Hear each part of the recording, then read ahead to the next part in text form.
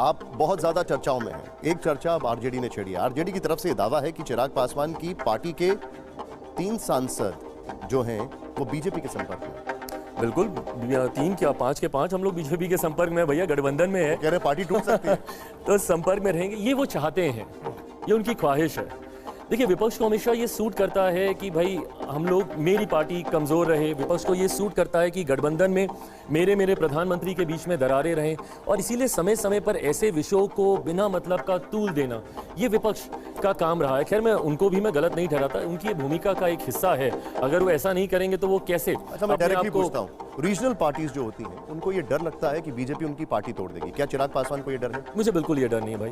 देखिए, जब आप अपनी मेहनत से, अपनी काबिलियत से जब चीज़ों को अर्जित करते हैं, हाँ, had I been a typical nepo kid, जो कि सिर्फ और सिर्फ जो चल रहा है विरासत के नाम पे जो है, अगर आप सिर्फ उसी पे चलते रहते तो संभवतः आपका विश्वास उतना गहरा नहीं होता है। पर पिछले 3 सालों में जिस मेहनत के साथ मैंने इन चीज़ों को, और जो आपने इंट्रोडक्शन में भी कहा कि सब कुछ समाप्त था, उसके बाद जब मैंने इन चीज़ों को अर्जित किया है, तो मेरा एक अपना विश्वास भी है इन चीज़ों पर। और हकीकत है, डर के साए में कोई जी नहीं सकता। घबराहट मुझे किसी बात से होती नहीं है।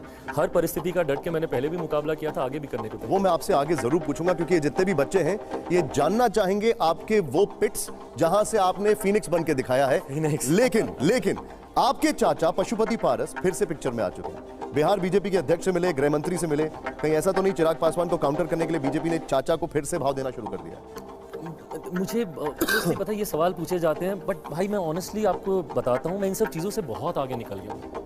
मैं बहुत आगे निकल गया हूँ, मतलब हो गया। मेरी राजनीति अब इन सब चीज़ों के आसपास नहीं है। बहुत लंबी लड़ाई की सोच के साथ मैं निकला हूँ। बिहार फर्स्ट, बिहारी फर्स्ट के विजन के साथ मैं निकला हूँ।